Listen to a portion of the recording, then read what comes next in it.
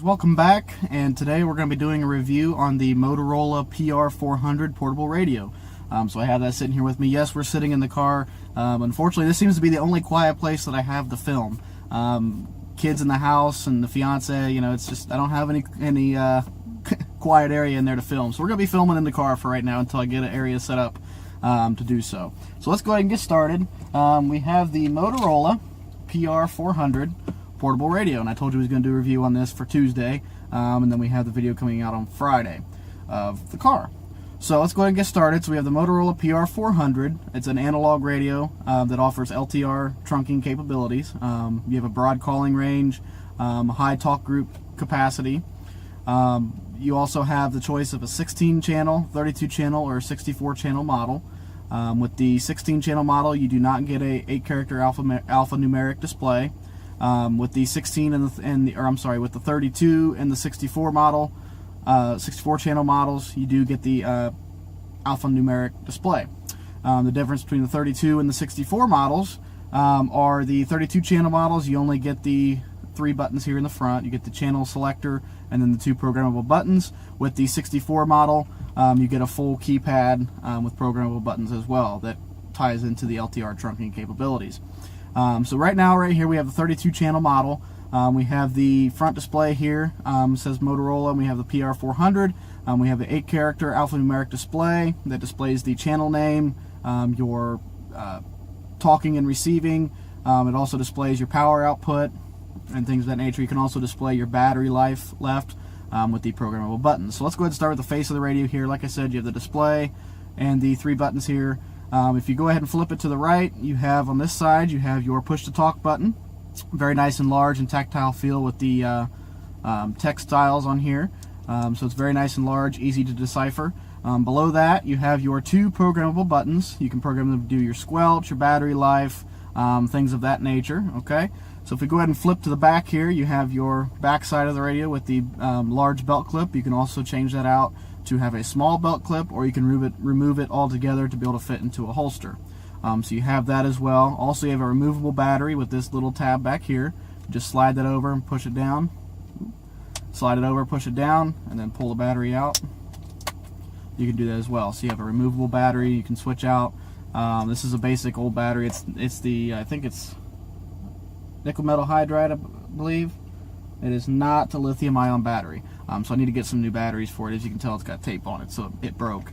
Then to put it back on, you just simply line up the tabs here, slide it up till it clicks, slide the tab over, and the battery won't come out. It'll stay put. Okay, so that's on the bottom of the radio. If you flip to the other side here, you have your accessory jack for your mics, earpieces, things of that nature, which we actually have one here. We have a mic that you just pop in. And there you go. So you can have the lapel mic, or you can put in a earpiece. You can also use earpieces. Also, this is used to program the radio. So if you have the Motorola CPS programming for your computer, you put the programming jack in here, and you can program everything from there. All right, let's go ahead and go to the top of the radio here. You have your standard volume control and on and off switch here, as well as the traditional turn dial channel selector on the top as well. Then you also have your antenna, which this one's a whip antenna. You can change it out to get the stubby one, the little short one, if you don't like having these things poke into your back. The whip antennas tend to get a better range, so that's why I have that. Then you just screw that back on as well. So like I said, you have the LTR trunking capability. It is an analog radio, so you don't have all the new digital stuff. But you have LTR trunking capability. Like I said, you have 16, 32, or 64 channel models. You have a broad calling range, high capacity talk groups. Okay. We have the CP200 sitting here. Let me see here. So we can compare that.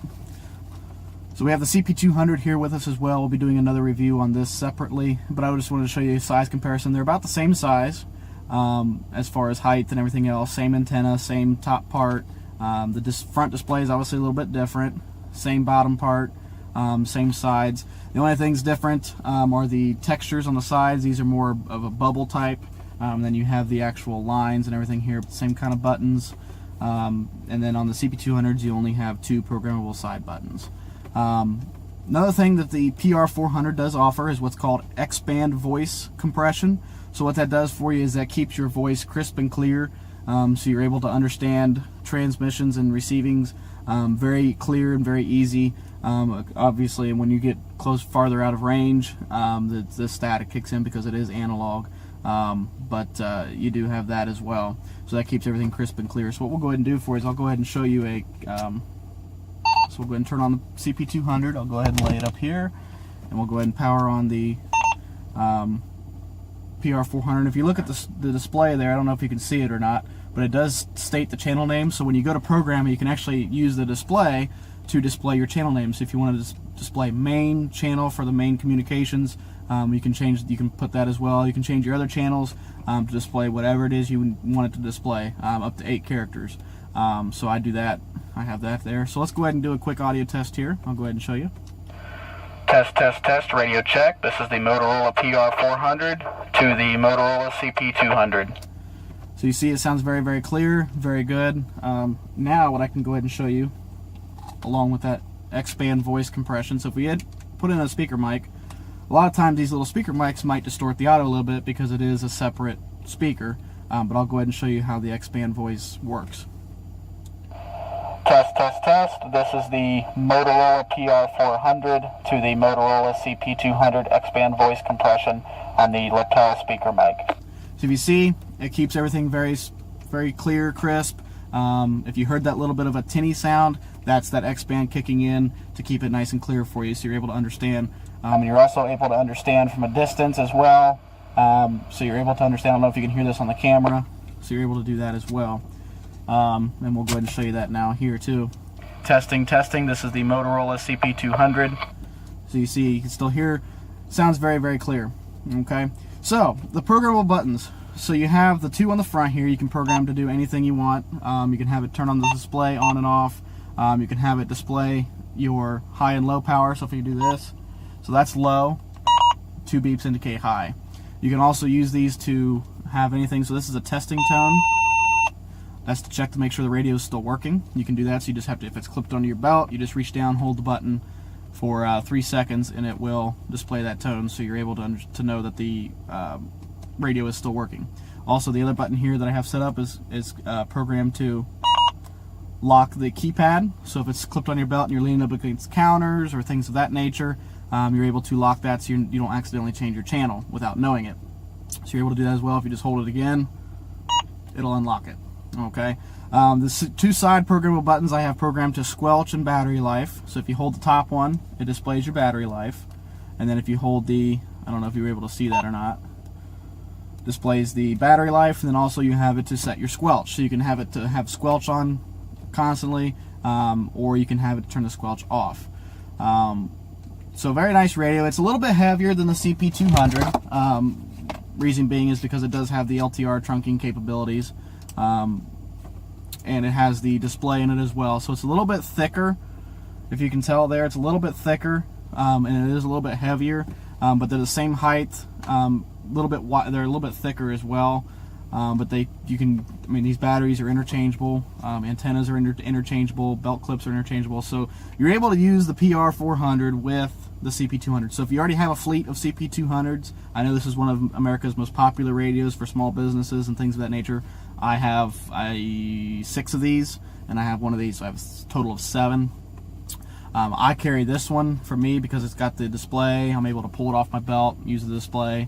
Then I use these at home for my fiance when she's doing dispatch, and then also I use these for when I'm doing my other things as well. We do use these at my daytime job as well. So a lot of capabilities in the PR400. So if you need something that's cheap, reliable, military grade, these are dust and wind and water and all that good stuff resistant. Not proof, but they are resistant. They are military grade specs, able to be ran over by a car and still work. There's a lot of videos on YouTube, folks lighting their radios on fire and they still work.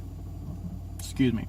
So if you're looking, like I said, if you're looking for something that's cheap, reliable, high grade, commercial radio that has anything and everything you could possibly need, PR400 is the way to go. If you don't need the display or the LTR trunking, I know these are discontinued, but you can still buy these online. Also, there is a new model out called the CP200D, which offers digital and analog, so you're able to get those. So I would recommend those. I'm hoping to get one of those, a couple of those here soon to replace these for the business, but I will still keep these, obviously. But yeah, so you have a lot of options and features with the PR400. Also, the mobile counterpart to this is the PM400, which is designated for cars. Same kind of setup, the LTR trunking, 4 programmable buttons. With the 16 channel model, you get 2 programmable buttons on the side. 32, you get 4, and the 64 model, you get 8.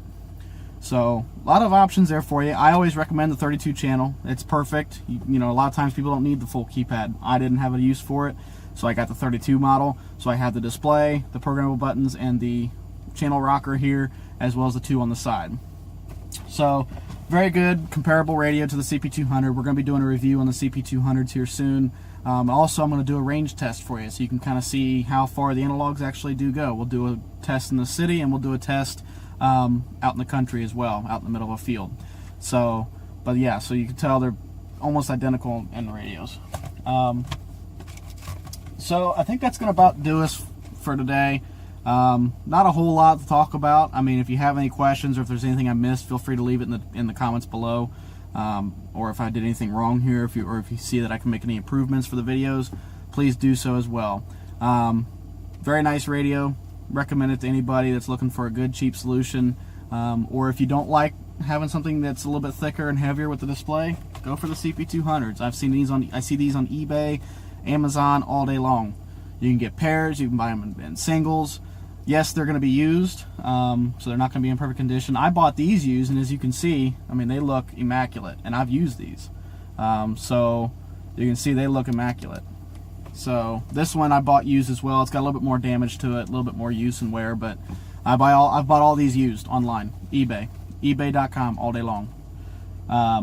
But they, like I said, they have the CP200Ds out now. So if you want to get something brand new that's digital capable, but you want something that's comparable to the CP200, go over the CP200D. So that's going to do us for this time, guys. I hope you enjoyed the review. If there's anything I missed, please leave comments below. Let me know. If you enjoyed the video, drop a like and subscribe. And we will see you guys on Friday. And we're going to do a tour of the car, show you the strobe lights, the radio setup that I have in here. I don't have a mobile, but I set my portable up in here, and I use that. So we'll go ahead and do that Friday. So we'll show you everything, and then we'll go from there. So hope you guys enjoyed. Comment, subscribe, drop a like, and we will see you guys on Friday.